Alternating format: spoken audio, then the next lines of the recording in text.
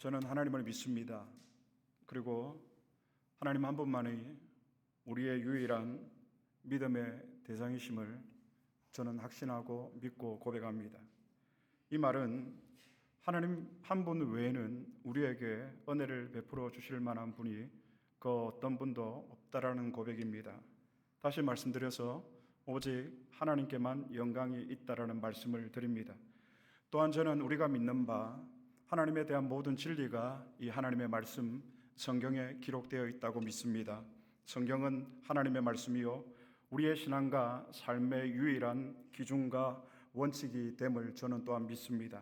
우리가 여러분 하나님을 믿는다라고 말할 때에 그 믿음의 내용은 사람의 생각이나 또한 교회의 전통이 아니라 성경이 증거하는 하나님의 계시에 근거해야 합니다.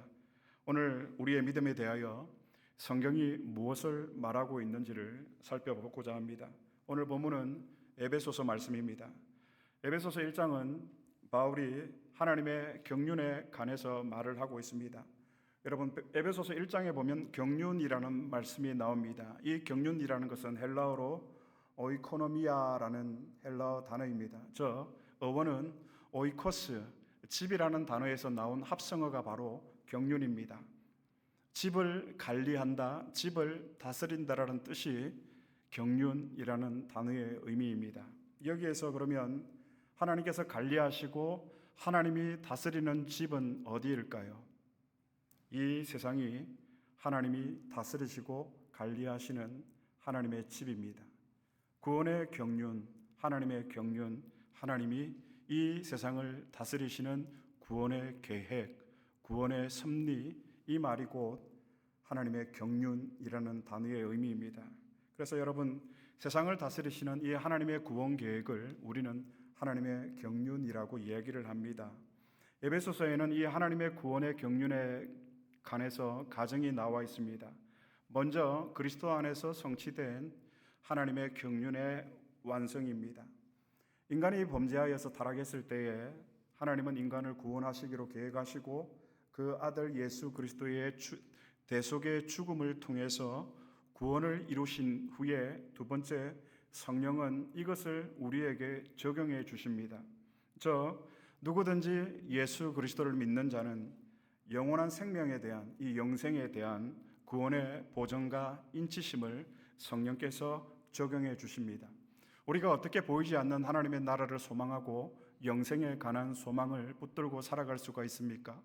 성령께서 우리에게 보정이 되어 주시고 우리의 마음에 그것을 인쳐 주셨기 때문에 성령께서 적용을 해 주셨기 때문에 우리가 보이지 아니하지만 하나님 나라를 바라보고 영생에 관한 소망을 붙들고 살아갈 수 있는 것은 이 하나님의 놀라운 구원의 경륜 속에서 그리스도께서 구속을 성취하시고 성령께서 이것을 우리에게 적용시켜 주시기 때문입니다.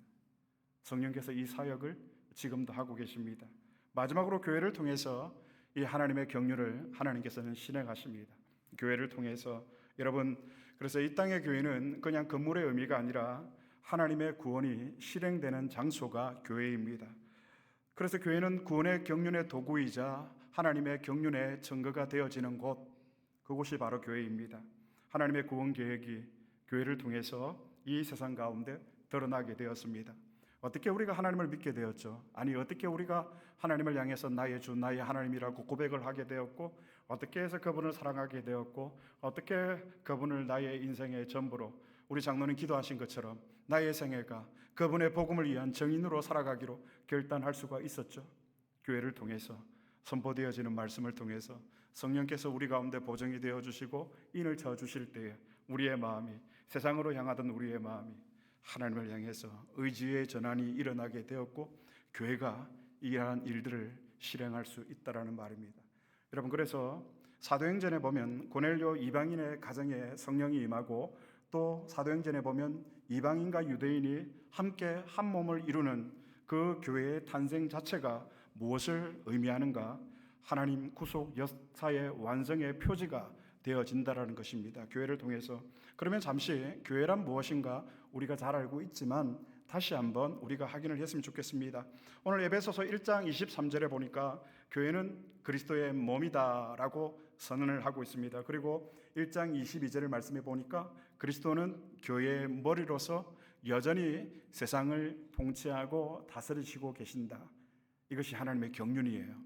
집을 다스린다라는 의미 이해가 되십니까?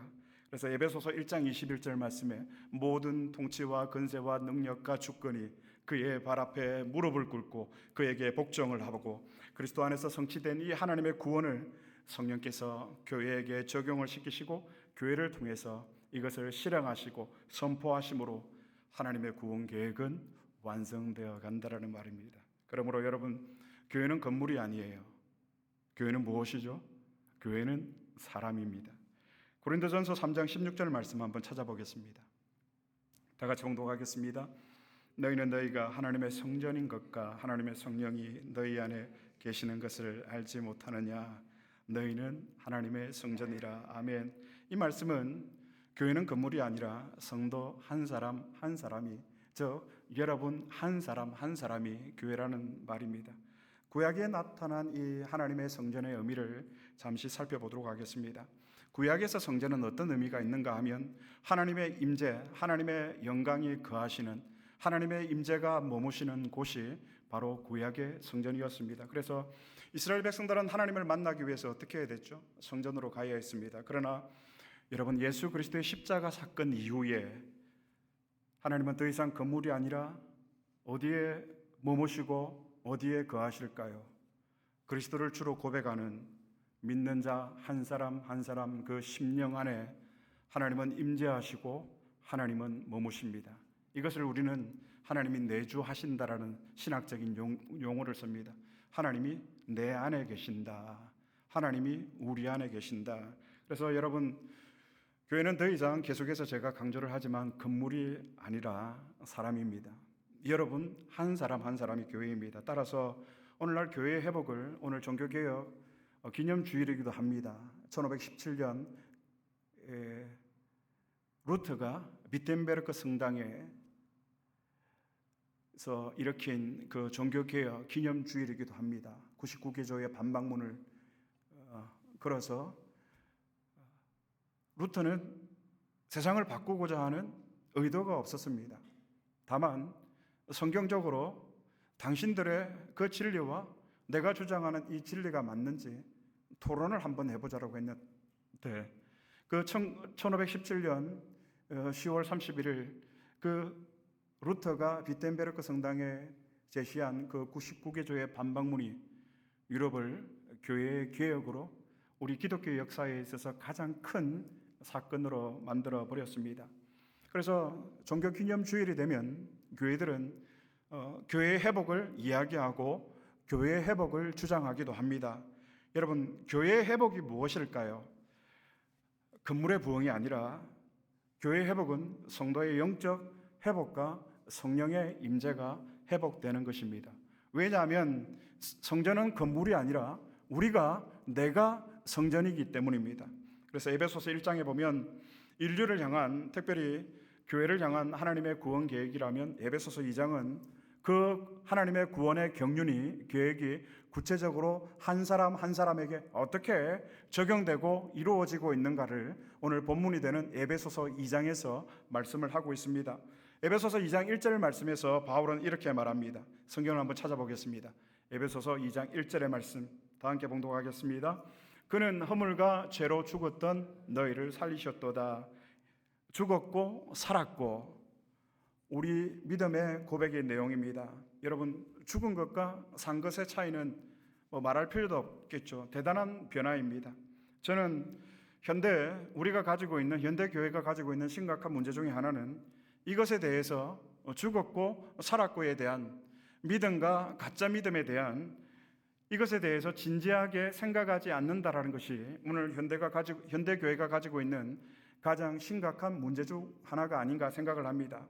교회가 부흥과 성장을 하기 위해서 다양한 방법으로 하나님의 말씀을 변질시키고 복음을 변질시키고 있음에도 불구하고 그 변질된 복음으로 교회는 파이가 커지고 교인들이 많이 늘어났지만, 그러나 그 가운데에 진정한 변화를 추구하는 그리스도의 은혜의 절실함을 느끼는 신자들은 많지 않다라는 것이 오늘날 교회의 문제라고 저는 생각을 합니다. 믿는 것과 안 믿는 것의 차이는 여러분 죽은 것과 산 것의 차이입니다. 그렇다면 우리가 허물과 죄로 죽었다라는 이 말은 도대체 무슨 말일까? 인간의 모든 노력과 그 업적을 한순간에 허물어 버리게 만드는 것이 있습니다. 그것이 무엇일까요? 인간에게 있어서 죽음입니다.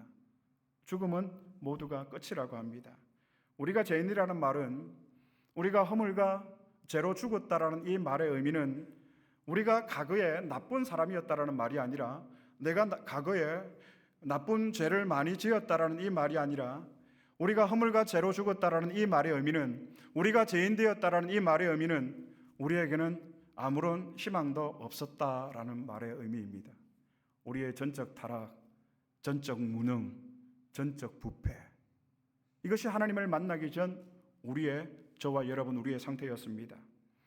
로마서 3장 23절에 보면 모든 사람이 죄를 범하였음에 하나님의 영광이 이르지 못하더니라고 했습니다.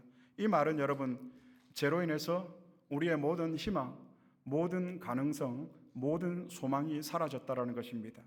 성경에서 죄인이라고 할 때는 여러분 그저 나쁜 사람을 의미하는 것이 아니라 절망이라는 의미가 더 강합니다.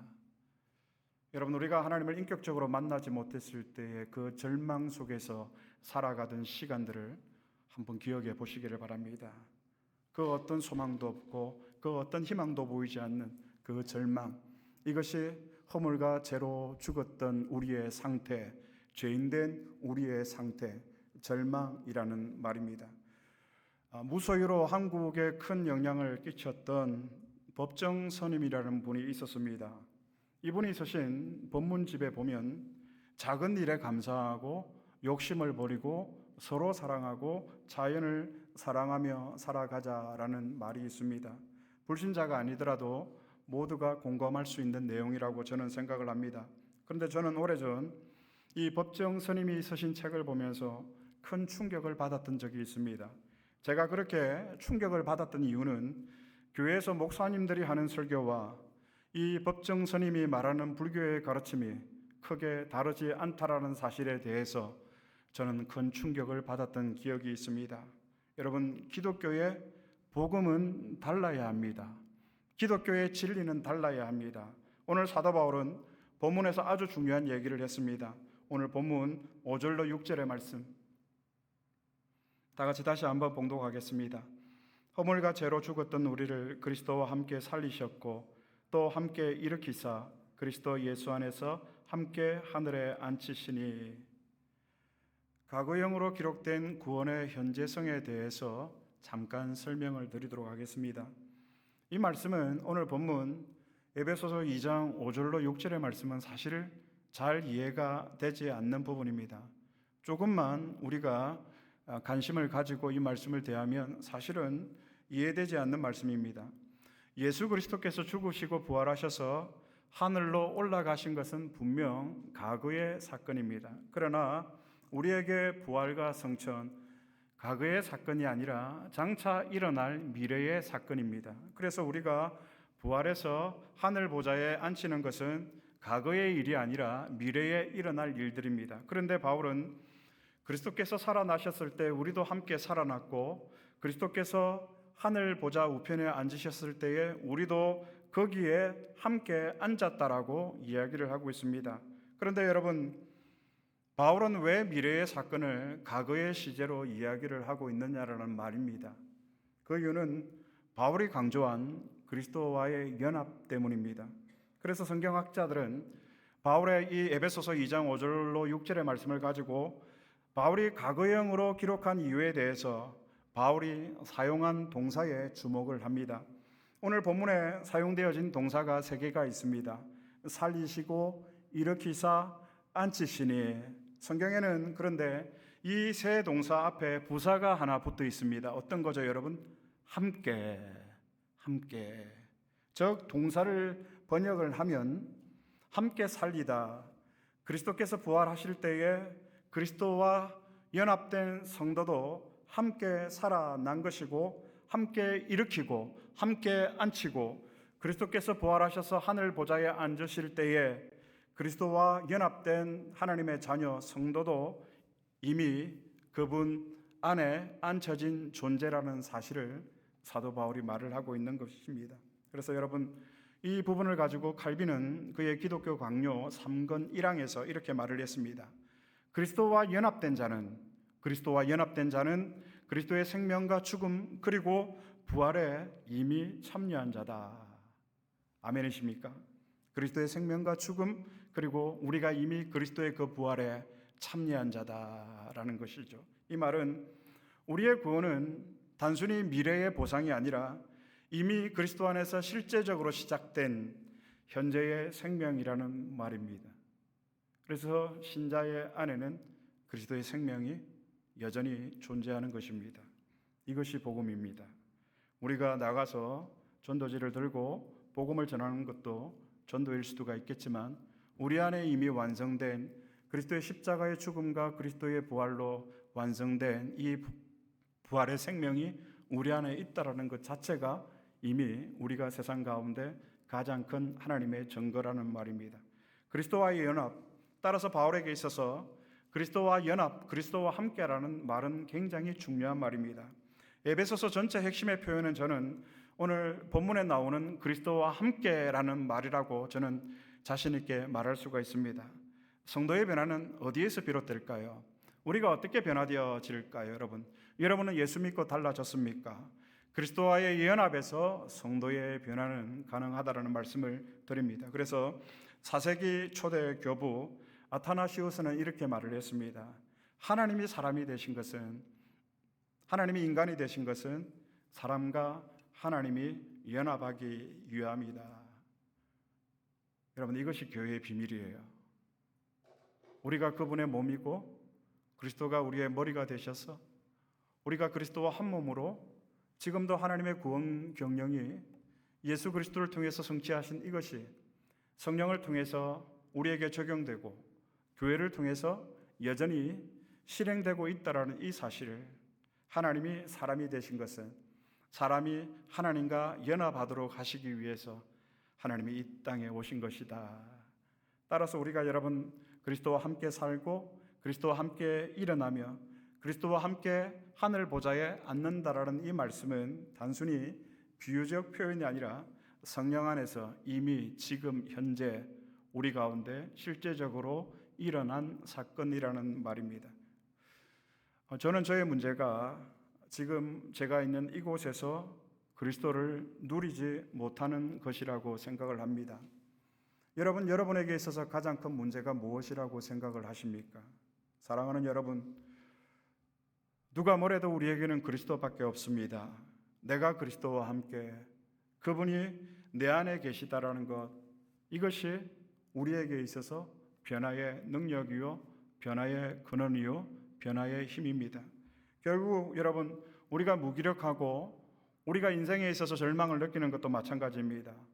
우리가 그리스도와 함께 이미 함께 죽고 함께 살며 내 인생이 이제는 그리스도의 생명으로 산다라는 이 실제적인 진리, 이 사실에 대한 인식의 부재에서 우리의 무기력함, 우리의 절망이 비롯된다라는 말입니다. 지난 2년 동안 편안한 마음으로 강단에 오른 적이 저는 한 번도 없는 것 같습니다. 그런데 어떻습니까, 여러분? 저를 보실 때 불편해 보이십니까? 아닙니다. 하나님께서 붙드시고 하나님께서 함께 하시고 하나님께 부활의 그 생명, 그 영광이 오늘 실제적으로 우리 가운데에 주어져 있기 때문에 이 생명으로 저는 살아가고 이 생명으로 저는 목회를 하고 있습니다. 우리가 예수를 믿는 것도 마찬가지가 아니겠습니까? 덴마크의 철학자 키에르 코거르는 하늘을 날지 못하는 그의 이야기로 그리스도인의 무기력함에 대해서 이렇게 풍자를 했습니다. 제가 한번 읽어드리겠습니다. 그이들은 꽥꽥거리며 교회당으로 들어온다. 우리는 하늘을 날 것이다. 우리는 하늘을 날 것이다. 꽥꽥거리며 기도를 하고 꽥꽥거리며 찬송을 부른다. 그리고 강단에 서 있는 그이가 이렇게 외친다. 여러분, 우리는 오늘 날게 될 것입니다. 열변을 토하며 설교를 한다.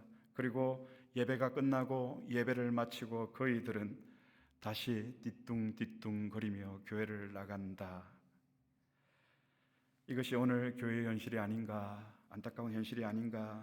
여러분, 우리가 정말 하나님을 사랑하지 않으면 다시 말해서 내가 그리스도와 함께 하지 않으면, 그리스도가 죽었을 때 내가 죽었고 그리스도가 부활했을 때 내가 다시 그리스도의 새 생명으로 부활했고 지금도 하늘 보좌에 앉아 있는 그 하나님의 복음의 사명을 위임받은 자로서 그리스도와 함께 내가 살지 않으면, 그 그리스도를 내가 사랑하지 않으면 우리는 교회 안에 있지만 여전히 세상에 속한 자가 될 수밖에 없습니다. 결론적으로 저는 오늘 우리가 그리스도와 연합되어 있다라는 이 사실을 놓치고 있는 것은 아닌지를 묻고 싶습니다. 우리의 마음이 여러분 다른 무엇이 아니라 그리스도로 채워져야 합니다. 그리스도의 그 생명으로 우리의 마음이 채워져야 한다라는 말입니다. 그래서 우리의 변화는, 우리의 달라짐은 지식이나 도덕적 노력에서 오는 것이 아닙니다. 그리스도와 함께, 이 말은 그리스도가 내 안에, 내가 그리스도 안에 있다라는 이 믿음이 우리 가운데 회복될 때에 비로소 성도와 교회는 다시금 생명을 얻게 되는 것입니다. 고난 중에 있던 에베소 교인들에게 바울은 이렇게 말합니다. 이제 우리는 그리스도와 함께 살게 되었다라는 것이 우리의 궁극적 변화입니다. 이 말을 마지막으로 바울은 이렇게 고백을 했습니다. 갈라디아서 2장 20절 말씀, 다 함께 봉독하겠습니다. 내가 그리스도와 함께 십자가에 못 박혔나니 그런즉 이제는 내가 사는 것이 아니요 오직 내 안에 그리스도께서 사시는 것이라. 이제 내가 육체 가운데 사는 것은 나를 사랑하사 나를 위하여 자기 자신을 버리신 하나님의 아들을 믿는 믿음 안에서 사는 것이라. 아멘. 이것이 달라져야 합니다. 그래서 오늘 바울은 이렇게 이야기합니다. 우리가 그리스도와 함께 연합하였으니 이제 여러분들은 그리스도와 함께 살아야 합니다. 그리스도와 함께 사는 사람이 되어야 합니다. 말씀을 맺겠습니다. 사랑하는 세안대학 가족 여러분, 우리는 그리스도 안에 있는 사람들입니다. 그리스도를 두고 우리를 소개할 수도 설명할 수도 없는, 우리는 그리스도 안에 있는 하나님의 자녀요 하나님의 백성들입니다. 이것이 우리에게 달라진 것입니다. 신분의 변화이죠. 그것이 바로 성도의 변화이고, 그 신분의 변화, 하나님의 자녀된 거룩한 백성들의 공동체가 바로 교회입니다. 이것이 교회의 생명력입니다. 그리스도와 함께 죽었고 그리스도와 함께 일으키사 그리스도와 함께 하늘 보좌에 앉히시니 그리스도와 함께, 이 고백이 없으면 여러분 우리는 아직 달라지지 않은 겁니다. 그리스도와 함께, 이 고백이 없으면 우리는 아직 변화되지 않은 사람들입니다. 오늘 이 예배 가운데 우리가 이 고백을 다시 회복할 수 있게 되기를 축복합니다. 그리스도가 나의 주님이십니다. 예수 그리스도가 나의 생명이십니다. 이 고백이 다시 살아나게 되기를 축복합니다. 그래서 우리가 살아가는 이 땅에서 우리가 사는 동안 그리스도와 함께 그리스도를 드러내는 저와 여러분이 되기를 바랍니다. 그리스도와 함께 이것을 절대 놓치지 마시기를 바랍니다. 그때 우리는 예수의 생명으로 살아갈 수 있게 됩니다.